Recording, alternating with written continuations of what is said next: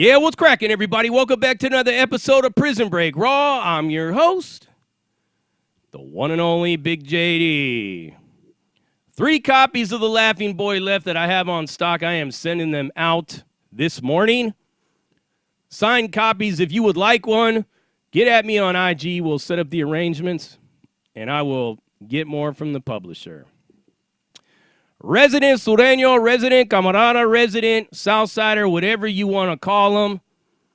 You hear all the buzz, you hear all the BS, you hear the so-called description of these things from people that really couldn't even hack it on a GP yard to begin with, and yet they got a lot to say about what goes on in the GP yard and how people are viewed. But this whole resident thing, I've been accused of being one myself, even though I'm not, but whatever. What does it really mean? What is it all about?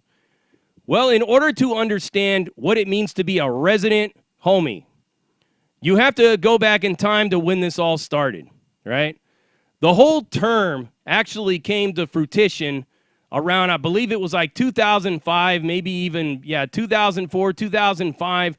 Sometime around then is when the whole resident thing really was taking shape, and it had a lot to do with many different things. Not so much as that somebody was getting a free pass or they wanted to say, well, you didn't get jumped into a neighborhood, so you're trash, you're a lame, you're a punk, so we're going to basically have you as a resident. It was nothing like that, okay? It was really established because, like I said, you had a lot of tagging crews, tag bangers, that didn't want to cross over and put that 13 behind their neighborhoods, and a lot of them were doing it around that time, but a lot of them didn't want to do that. So they had to figure out a way to kind of like flush them out or put pressure on them in order for them to do that because they were coming into the system all the time. And then not only that, but you had Maravilla, of which is a very well-established old neighborhood in Los Angeles that was never really ever regarded as a Sureno neighborhood, ever, right? They've never really had a 13 behind them, even though they have a lot of big homies that have been from there.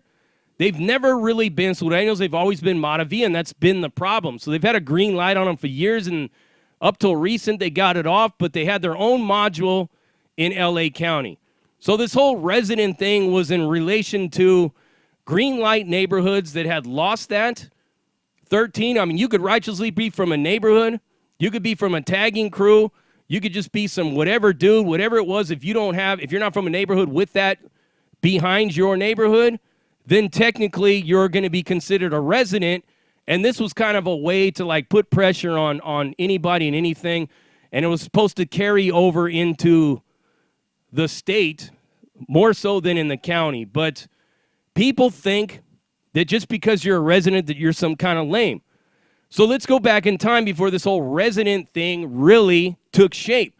So we're talking the 1960s, the 70s, the 80s, the time of rocking and rolling in these systems, even in the 90s, right? Not everybody that was with the fellas, not everybody that grouped up, because you got to remember that Sureños wasn't always a thing. Same thing with Norteños. I mean, this is like came later down the road, but there was a lot of dudes that were solid cats that ran with, people and stuff like that were never even from a neighborhood. I mean, take Joe Morgan, for example. There's speculation. I've heard both sides. One side said he was from Maravilla. Other side said he grew up in Maravilla, but he was never actually from there. But he knew a lot of the cats, and he did a lot of things, and he knew a lot of other people. He was connected in certain places, and some people even say that he was running with the whites in prison before he started running with the homies. I mean, if you really think about it, you've heard the story of Gavallo of Horse, who was an actual member of the brand who crossed over and became a member of the, the big homies and all this and that. You've heard it before. I've spoke on it. Other people spoke on it. It was a real thing. He wasn't even from a neighborhood or anything like that. So, I mean, I can even go so far as to tell you that there is a resident, if you want to call him a resident for lack of a better term, who's a big homie who's in the feds. I'm not going to say his name or put his business out there. He's from my area. But he ain't from no gang, but he makes a lot of money, and he's a big homie. So it just goes to show you that it's all about who you know. It's not who you are, it's who you know, right? And then it also becomes like who you are with what you have done. So I know a lot of residents over the years, especially from the 90s that weren't from neighborhoods. I had a celly, was another white sureño. His name was Gavallo, another horse, by the way, from Santa Maria, and he was my celly in Centinela, and that fool was a straight killer. Straight killer. Not from no neighborhood at all, but he ran with the homies. He grew up with the homies. He lived with the homies. He banged with the homies, and he was respected by them.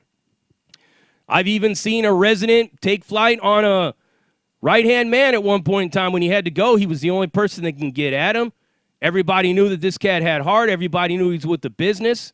Didn't matter he wasn't from a neighborhood or nothing like that. He was the one that can get closest to him, and he handled that business probably better than some fools that were from a neighborhood would have done.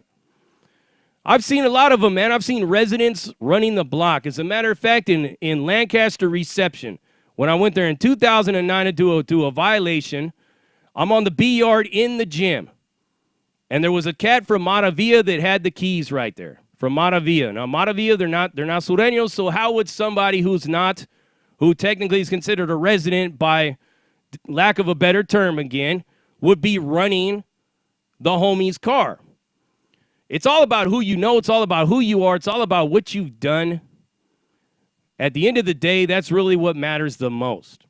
But this whole resident thing and how people like just knock it as if it's something bad. Okay, there are a lot of cats that just want to get in there and they roll with the homies and they really don't want to be a part of nothing.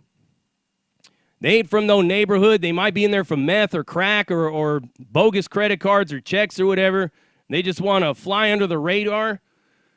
Yeah, they're just going to be considered to be resident Southsiders. Now, I know in the title, I put resident sureños. I did that because it would just confuse you. For me to put resident Southsiders, you'd be like, well, what is that all about? So resident sureños, but a resident can become a sureño real easy, man. It's all about whatever work it was that he put in. So I just thought clearing this up was in order because I've heard, like I said, I've heard it many, many times. I've always ran with some kind of crew, this kind of crew, that kind of crew. There was actually several well-established old barrios that I could have been jumped into a long time ago, but I just chose not to. You know what I mean? I always wanted to do my own thing. I always wanted to start my own crew. I always wanted to be the godfather of my own realm, or so to speak. I mean, it's just the way I was. And that's how I rocked. I mean, me and my boys, we established a crew in La Mirada, and then eventually, over the years, I ended up in the city of Norwalk with my boys from Criminals. And I got a lot of love for him. Like I said, I did time with one of the main dudes from there, and he ended up dying later. And I still rock with a lot of them fools that are from there, but now they're all from neighborhood. Another video that's out there in Norwalk, and that's just the way it is, man. It's just all about, like, where your heart is at. If you got a heart of a warrior, you're a straight soldier, you're a gangster, you don't necessarily have to be from a neighborhood, because I know a lot of cats that are from neighborhoods that are stone cold weenies.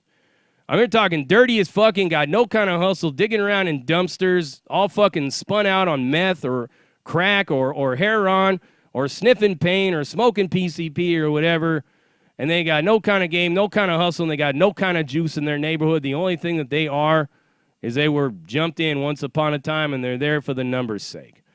So that's basically in a nutshell when you want to talk about residents. It's a whole lot of misconceptions by a bunch of new age millennial weirdos that wear skinny pants, that constantly use the N-word, that tie their paños in the front like if they Tupac, and really ain't got a clue on what it really means to be a sureño. And I know a lot of residents from the days that know more about being a sureño than a lot of these new age cats that are, like I said, are running around with cornrows using the N-word and just totally out of whack and end up on the S&Y at some point in time anyways because they're already funny style from the gate. This is just what it is, man. It's pretty much a dying breed, and it's pretty much like one of them things to where, what does it really matter anyways? Because at this point in time, it's pretty much all hands on deck on one side of the way. But I just thought that you should hear this from somebody that went all the way through the GP system, all the way to the finish line, would never happen to run to the COs, begging for protection because I'm in fear for my safety or anything like that you've heard from other people that try to become an expert on what happens on a sureno yard and who they fighting and who's doing what and this and that and what a resident is and how he's just a lame and how taggers this and that. Like I said, man, I got out of the whole tagging thing when I was 18, over a year before I even went into the prison system. So, anyways, just thought that I would clear this up to you because I got a lot of good, solid homies that are residents that I trust them more with my life than I trust some fool from a neighborhood. Just because you from a neighborhood, that don't impress me. I mean, in the grand scheme of it all, a lot of people that get jumped into neighborhoods, it's really because they ain't got no hustle to do it by themselves. But you got to respect that cat that basically has been flying solo bolo on the streets and was able to maneuver, make money, pay his tribute to where he needed to pay his tribute in order to, you know what I'm saying, be recognized. All that other stuff is just some extras and really for a lot of people that didn't have a lot of hustle but needed the numbers. And that's just the way I look at it, man. But when you're in the prison system, that's a whole nother ball game, man. You confined to a small space. And it's all about a camaraderie that you need in order to be free from the bullshit and to be safer. That's what it's all about, safety in numbers. I don't care how you slice it or dice it. That's really what it is, safety in numbers. Anything else on the streets or whatnot, I'm always making my money. I'm always doing my own thing. But I always keep in mind just exactly where I need to be sending, what I need to be sending, and how much I need to be sending. So that's pretty much it in a nutshell. You already know what it is, and you heard it right here. Prison Break Raw, uncut, uncensored, no holds barred, not sugarcoat, not politically correct, all up in your face, slapping you with that dick of reality, and I'm out.